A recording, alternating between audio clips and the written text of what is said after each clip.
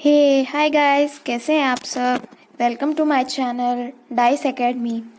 So I hope आपने ICT के previous lectures देखे होंगे एंड आपके लिए काफ़ी हेल्पफुल रहा होगा। आज हम आईसीटी का थर्ड लेक्चर स्टार्ट करेंगे, जिसमें हम डिजिटल इंडिया प्रोग्राम के पिलर्स के बारे में बात करेंगे, जैसा कि हमने लास्ट लेक्चर में भी थोड़ा सा डिस्कस किया था, राइट।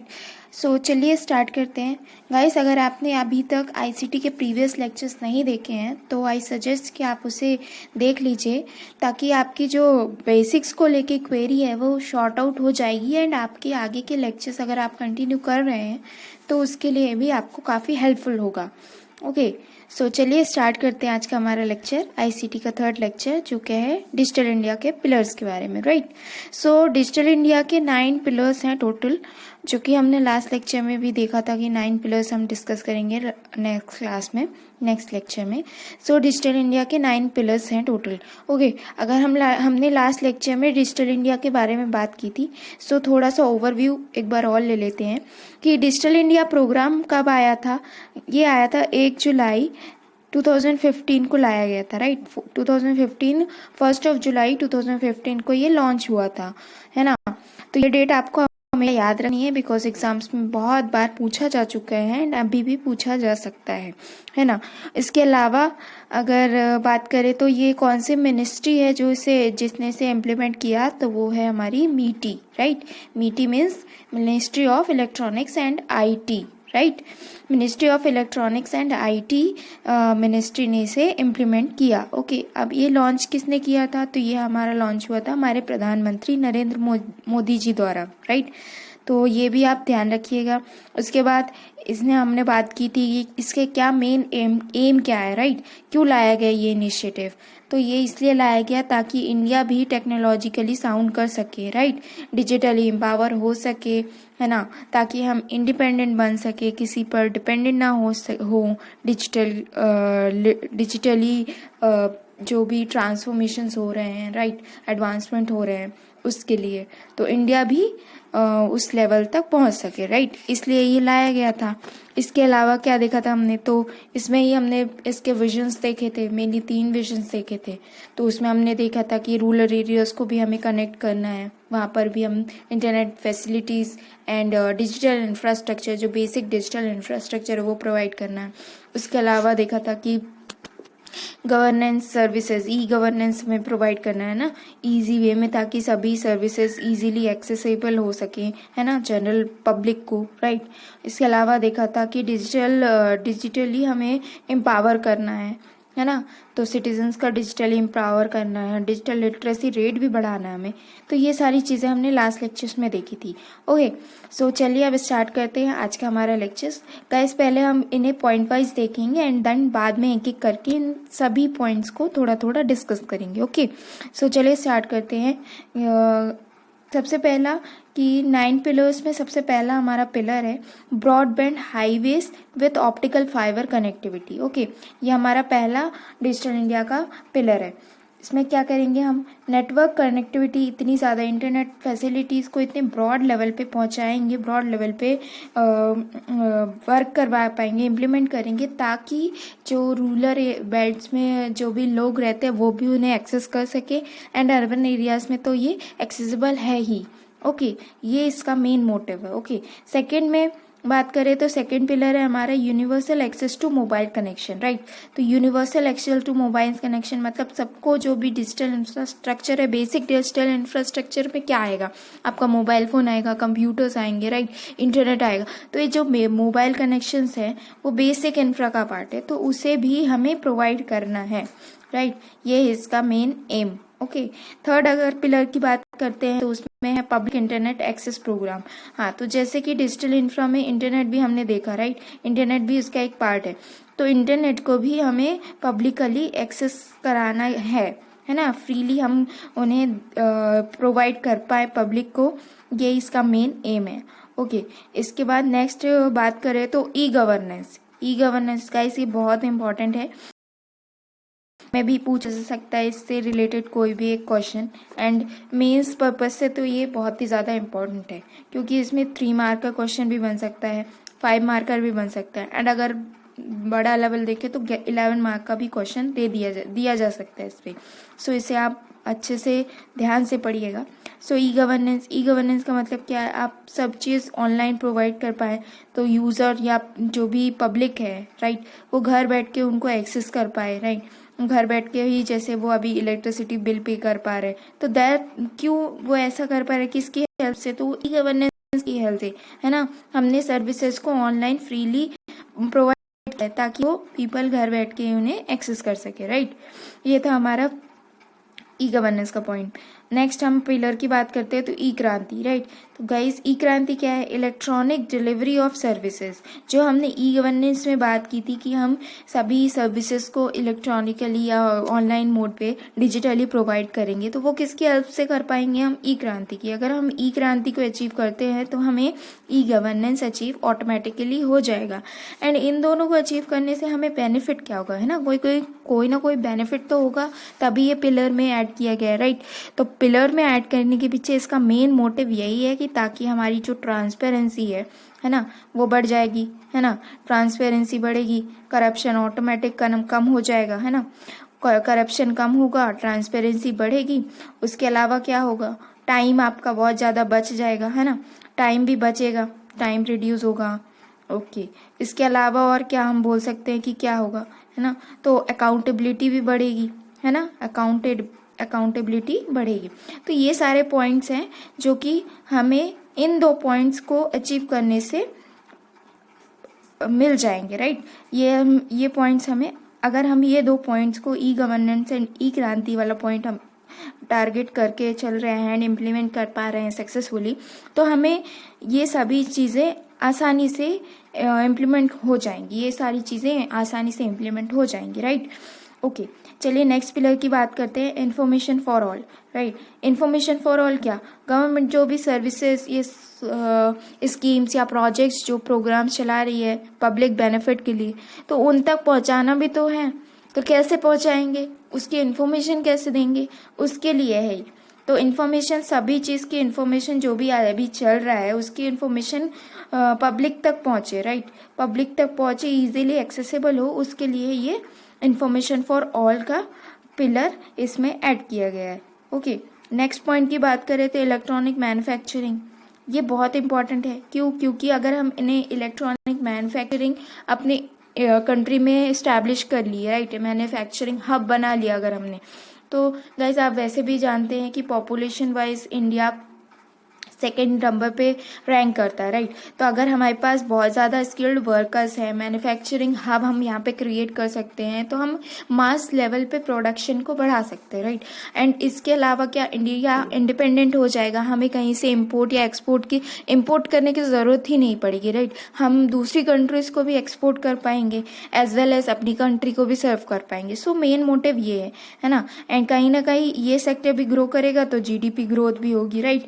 तो कहीं हर तरीके से कोई ना कोई ये आपको बेनिफिट ही पहुंचाएगा, इसलिए ये पिलर आपके लिए इंक्लूड किया गया है। उसके अलावा एम्प्लॉयमेंट जनरेशन भी होगा, राइट, है ना, स्किल्ड वर्कर्स आएंगे। सो इसलिए ये पिलर इसमें ऐड किया गया है। ओके, नेक्स्ट पिलर की बात करें तो IT for jobs, right. Guys अभी आप देख सकते हैं कि जैसे कि पैंडेमिक का फेज चल रहा है, तो इसमें सबसे ज़्यादा मोस्ट ग्रोइंग सेक्टर जो हमने देखा है वो आईटी ही। बाकी सभी सेक्टर्स जैसे प्राइमरी है, सेकेंडरी है, तो कहीं ना कहीं उनको अफेक्ट हुआ ही है एंड वो हमेशा उनको लॉस ही हुआ है, राइट। अफेक्ट हुआ है एंड लॉस में ही अफेक्ट हुआ है, लेकिन आईटी ही एक ऐसा सेक्टर है जो स्टिल ग्रोइंग है, राइट, अभी भी ग्रो कर रहा है। तो क्योंकि वो उसने अडेप्ट किया है वैसी चीज़ों को। आईटी एक ऐसा सेक्टर है जिसमें आप घर बैठ के काम कर सकते हैं, वर्क फ्रॉम होम का कॉन्सेप्ट भी इसी में ही पॉसिबल हो पाया है ना, बहुत अच्छे तरीके से इम्प्लीमेंट हो पाया है। तो ये सेक्टर बहुत ज़्यादा ग्रोइंग है एंड आप देख सकते हैं सबसे कम लोग इस सेक्टर में इंडल्ज होते हैं एंड सबसे ज़्यादा आउटपुट भी इसी का होता है। जीडीपी ग्रोथ रेट में अगर आप देखें तो सबसे ज़्यादा जो ग्रोथ रेट जो शो करता है या ग्रोथ रेट जो प्रोवाइड कर रहा है, राइट, कंट्रीब्यूट कर रहा है, तो वो आईटी सेक्टर का ही है ना, सर्विस सेक्टर का हमारा।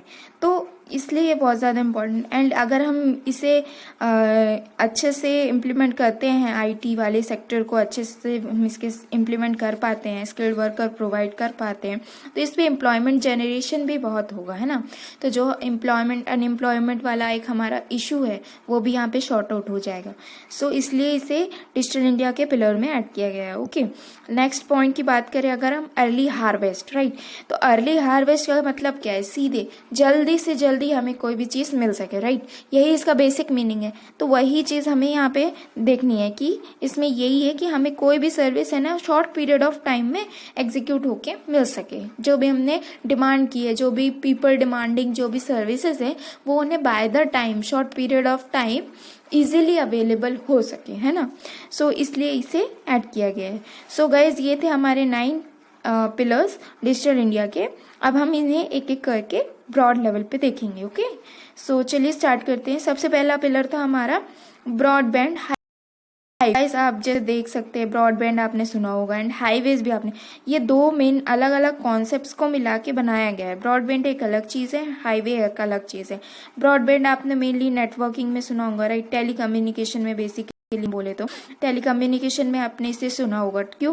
क्योंकि हम इसमें से ही इन्फॉर्मेशन को ट्रांसफर करते हैं, राइट। बड़े लेवल पे, मास लेवल पे हमको इन्फॉर्मेशन जब ट्रांसमिट करना होता है तो वहाँ पे हम ब्रॉडबैंड का यूज़ करते हैं।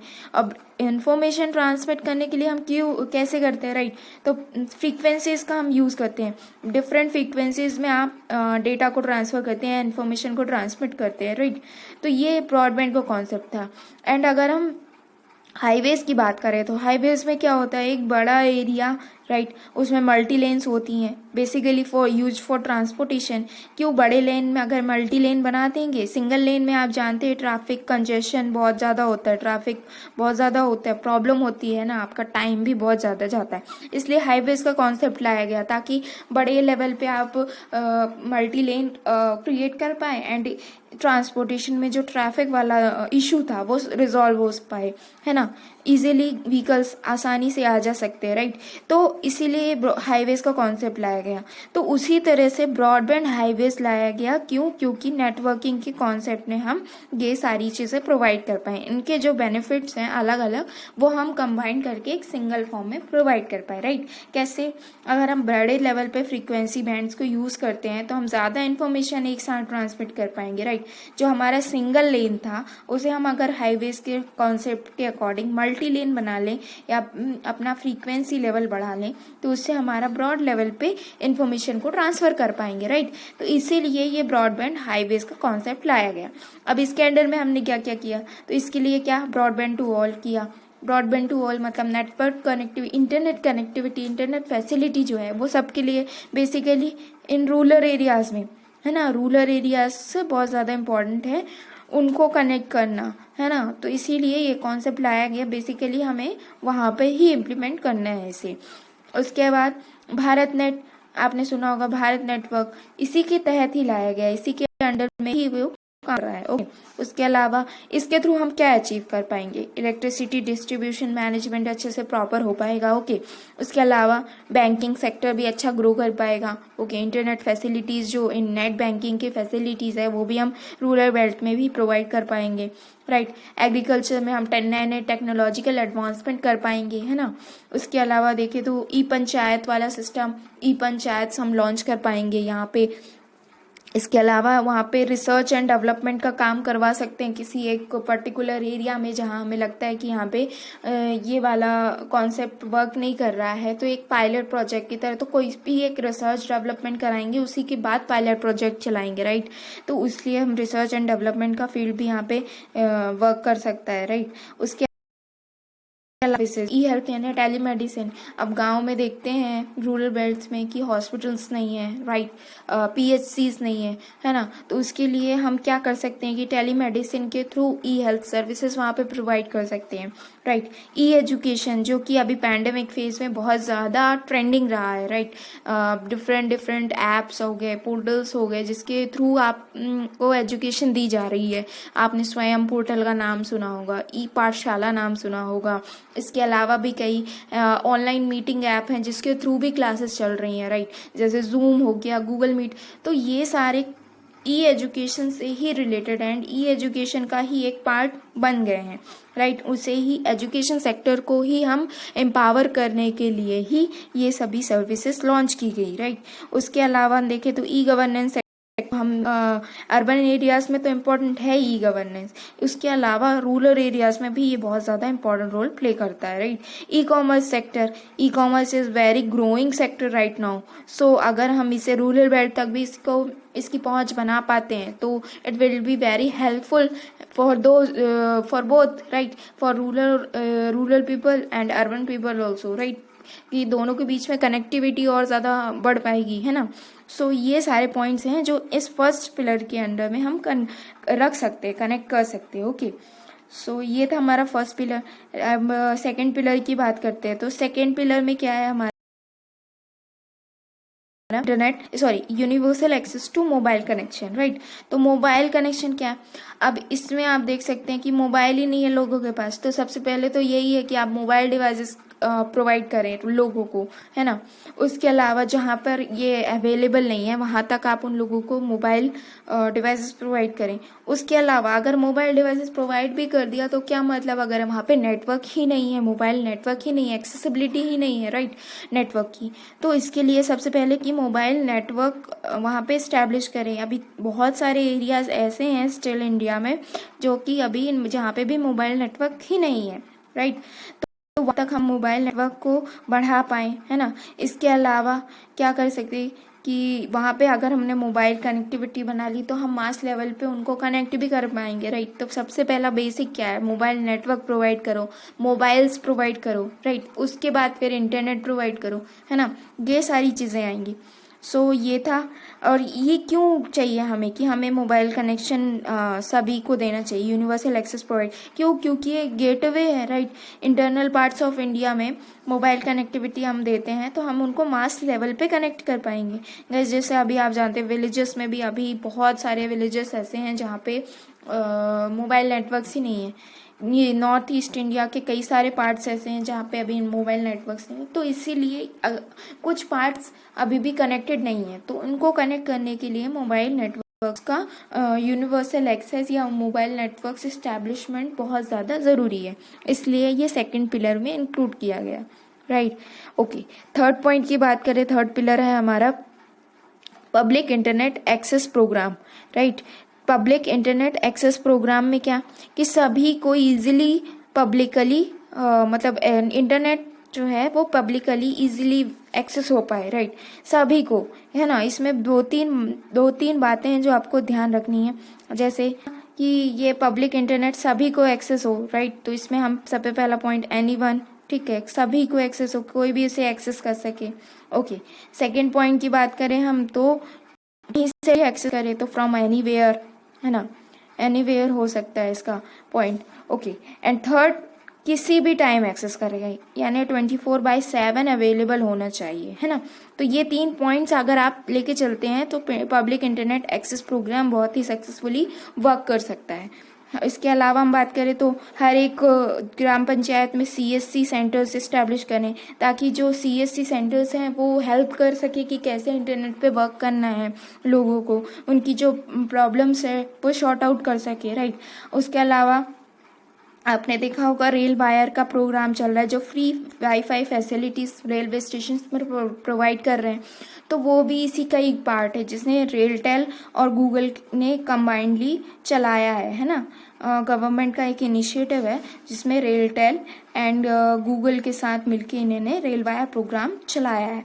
तो ये बहुत अच्छा कॉन्सेप्ट है जिससे हम बहुत ब्रॉड वे पे लोगों को कनेक्ट कर पाएंगे। तो यही सेम चीज़ अगर हम रूरल बेल्ट्स में भी प्रोवाइड कर पाए तो बहुत ही अच्छा होगा उनके लिए, बेनिफिट के लिए जो भी स्कीम्स चलाई जा रही है वो उनसे भी कनेक्ट हो पाएंगे, है ना। सो इसीलिए ये प्रोग्राम ये पिलर डिजिटल इंडिया प्रोग्राम में इंक्लूड किया गया, ओके अब नेक्स्ट पिलर की बात करें अगर e governance, yes e governance का बेसिक मीनिंग क्या है? ई सर्विसेज प्रोवाइड करना। उसके अंडर में हम क्या कर सकते हैं? ई ऑफिसेस को इस्टेब्लिश कर सकते हैं ताकि लोग घर बैठे ही अपना काम कर सके, है ना। उनको को जो भी क्वेरी है वो उसके थ्रू ही वो वहीं पे रिजॉल्व कर पाए इंटरनेट के हेल्प से, राइट। उन्हें फिजिकली ऑफिस ना जाना पड़े किसी एक पर्टिकुलर प्रॉब्लम को रिजॉल्व करने के लिए, राइट। फिर उसके बाद second paperless work, yes paperless work अच्छा है। क्यों? क्योंकि हमारा एनवायरनमेंट फ्रेंडली, एनवायरनमेंट भी इससे डिग्रेड नहीं होगा। पेपर से क्या होता है, हमें पेपर्स जब पेपर पे वर्क होता था तो उसमें पेड़ बहुत ज़्यादा काटने पड़ते थे, राइट, काटने पड़ते थे और उसी से ही पेपर इंडस्ट्री चलती है। तो पेपर की वजह से एनवायरनमेंट को भी कहीं ना कहीं लॉस होता था, है ना। तो अब अगर हम पेपरलेस वर्क्स में अगर हम शिफ्ट हो जाते हैं तो इससे एनवायरनमेंट भी हमारा नहीं होगा, right. Environment friendly environment create कर पाएंगे हम। सो इसलिए ये बहुत ज़्यादा इंपॉर्टेंट है। उसके अलावा एमपी ऑनलाइन पोर्टल देखा होगा जो आपको सारी सर्विसेज घर बैठे ही प्रोवाइड कर पा रहे हैं। आप इलेक्ट्रिसिटी बिल पे कर पा रहे हैं, राइट। उसके अलावा भी आप एग्ज़ाम फॉर्म्स भर पा रहे हैं। तो क्योंकि just because of MP online, and MP online is a part of e governance, है ना। सर्विसेज आपको घर बैठे ही प्रोवाइड करना।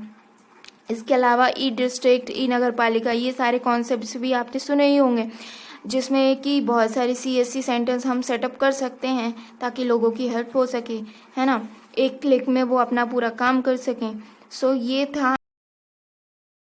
इससे क्या होगा, ई गवर्नेंस हम लाते हैं तो क्या क्या बेनिफिट्स में मिल सकते हैं। तो वो होगा ट्रांसपेरेंसी, राइट, ट्रांसपेरेंसी इंक्रीज होगी तो करप्शन डिक्रीज हो जाएगा, है ना। करप्शन डिक्रीज होगा। उसके अलावा अकाउंटेबिलिटी बढ़ जाएगी, है ना। अकाउंटेबल गवर्नमेंट हम या रिस्पॉन्सिबल गवर्नमेंट का हम बना सकेंगे, ओके, है ना। बाय द टाइम आपको इन्फॉर्मेशन इजी वे में एक्सेस हो पाएगी, है ना। तो टाइम आपका रिड्यूस हो जाएगा, है ना, टाइम वेस्टेज कम हो जाएगा। सो ये सारे पॉइंट्स हैं जो आपको इस पर्टिकुलर पिलर को स्टैब्लिश करने से, इम्प्लीमेंट करने से इजीली मिल जाएंगे, ओके। सो चलिए ये था हमारा ई गवर्नेंस वाला पिलर। उसके बाद बात करें नेक्स्ट पिलर की तो e Kranti. It is very much similar to e governance, right, extended form ही आप समझ लीजिए ई गवर्नेंस का। क्यों? क्योंकि उसने सर्विसेज को, ई ऑफिसेज इस्टेब्लिश करने की बात कही। अब ई ऑफिसेज इस्टेब्लिश कैसे करेंगे? जब हम ई सर्विसेज को ऑनलाइन प्रोवाइड कर पाए, राइट। तो वो ही है जो ई क्रांति के अंडर में आएगा, right. Delivery of services, electronically delivery of services. अगर हम ऑनलाइन सर्विसेज को प्रोवाइड कर पा रहे हैं तो वो ई क्रांति का पार्ट होगा। एंड अगर हमने ई क्रांति को अचीव हो पाएगा, ओके ओके। ये ई क्रांति 2015 में ये विजन में अप्रूव किया गया, ऐड किया गया। एंड इसका मेन क्या था, एम क्या था?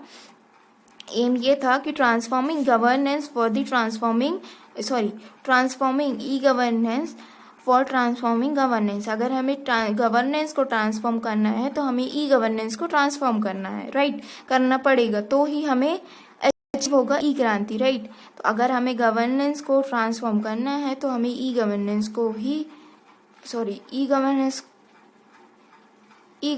ट्रांसफॉर्म करना है तो हमें गवर्नेंस को ट्रांसफॉर्म करना पड़ेगा। एंड अगर गवर्नेंस को ट्रांसफॉर्म करना है तो हमें ई क्रांति लानी पड़ेगी, राइट, ओके। ये था। इसके अलावा आपने इसमें क्या क्या हम ला सकते हैं, कौन कौन सी सर्विसेज हैं जैसे हम प्रोवाइड कर सकते हैं। तो ई एजुकेशन जिसमें आप स्वयं पोर्टल यूज़ करते हैं, ई पाठशाला यूज़ करते हैं, राइट। और इसके अलावा अभी आप जूम ऐप के थ्रू स्टडी कर पा रहे हैं। जूम ऐप से काफ़ी क्लासेस चलती हैं, ओके। स्कूल्स के क्लासरूम यहीं पे इस्टेब्लिश हो पाए हैं। तो वो ई एजुकेशन का ही पार्ट है। ई हेल्थ केयर जिसमें ऑनलाइन हेल्थ कंसल्ट कर सकते हैं, हेल्थ कंसल्टेशन अवेलेबल है।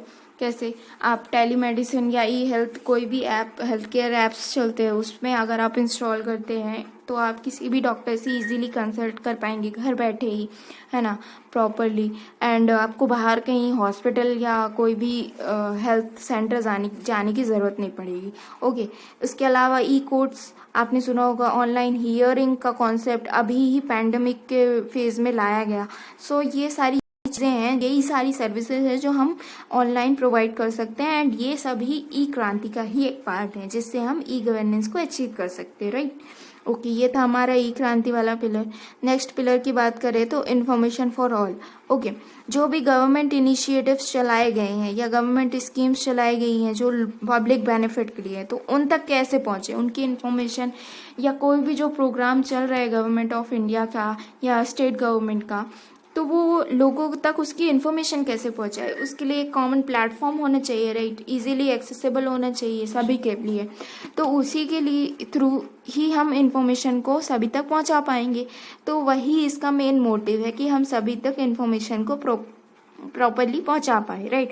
उसके लिए MP माई गव नाम का एक पोर्टल चलता है, इसके थ्रू भी आप इन्फॉर्मेशन को एक्सेस कर सकते हैं। ये भी एक इसी इनिशिएटिव का ही पार्ट है, राइट, जिसमें कि ये एक इंटरफेस है जिसमें सेंट्रल और गवर्नमेंट और सिटीजन्स के बीच एक इंटरफेस है ये, है ना, जहाँ पे वो दोनों ही इंटरेक्ट करते हैं। सारी इन्फॉर्मेशन जो गवर्नमेंट के द्वारा शेयर की जाती है इस ऐप में, वो कहीं से भी इजीली कोई भी एक्सेस कर सकता है, राइट। तो ये बहुत ही अच्छा इनिशिएटिव है। इसी तरह से और भी हमें इनिशिएटिव्स इसमें लॉन्च करने हैं, राइट। तो अगर हम प्रॉपरली सभी को इन्फॉर्मेशन प्रोवाइड कर पा रहे हैं तो वो लोगों को भी ये समझ में आएगा कि कौन सी स्कीम किसके बेनिफिट के लिए चलाई जा रही है, राइट, कौन उसका बेनिफिशियरी है, and they can easily connect to that, right. So ये था मेन इसका ये मोटिव है, एंड इसे अगर हमने अचीव कर लिया तो हम ब्रॉड लेवल पे ही लोगों को कनेक्ट कर पाएंगे, राइट। और सोशल मीडिया या अदर जो भी मीडियम्स है उसके थ्रू हम लोगों को एक साथ कनेक्ट कर पाएंगे, एंड जो गवर्नमेंट है एंड सिटीजन्स के बीच में डायरेक्ट इंटरेक्शन का भी ये वे ऑफ कम्युनिकेशन या वे ऑफ मीडियम बन सकता है, राइट। सो ये बहुत ज़्यादा इम्पॉर्टेंट पिलर है फिर डिजिटल इंडिया प्रोग्राम का। ओके, सो नेक्स्ट हम नेक्स्ट पिलर की बात करते हैं तो इलेक्ट्रॉनिक मैन्युफैक्चरिंग, राइट। ये एक पिलर है जिससे हम इंडिया की GDP में ग्रोथ रेट में भी कंट्रीब्यूट कर सकते हैं, है ना। कैसे? इलेक्ट्रॉनिक मैन्युफैक्चरिंग, यहाँ पे हब बनाए जा सकते हैं। कई सारे इंडिया के पार्ट्स ऐसे हैं जहाँ पे हम इनके हब क्रिएट कर सकते हैं। हम देखते हैं कि जो भी हम प्रोडक्ट्स खरीदते हैं वाइदर दूसरी कंट्रीज़ के ही होते हैं, राइट। मेनली इलेक्ट्रॉनिक गैजेट्स की बात करें तो वो हमेशा दूसरी कंट्रीज से के ही होते हैं, हमारे इंडिया के प्रॉपर बने हुए नहीं रहते हैं। एंड जो इंडिया के रहते हैं उसमें इतनी ज़्यादा हम ट्रस्ट नहीं करते, ट्रस्ट वर्दी नहीं होता, बिकॉज हमें पता है कि शायद ये जल्दी ही ख़राब हो जाएगा या डिस्ट्रॉय हो जाएगा, राइट। सो अगर हम बात करें तो अगर हम यहाँ पे इलेक्ट्रॉनिक मैन्युफैक्चरिंग हब बना लें तो इससे क्या होगा, एम्प्लॉयमेंट जनरेशन होगा, राइट। बड़े लेवल पे, मास लेवल पे हम एम्प्लॉय कर पाएंगे लोगों को, स्किल्ड लेबर भी प्रोवाइड कर पाएंगे। धीरे धीरे लोग इसकी तरफ बढ़ेंगे, है ना, स्किल्ड कर पाएंगे लोग अपने आप को।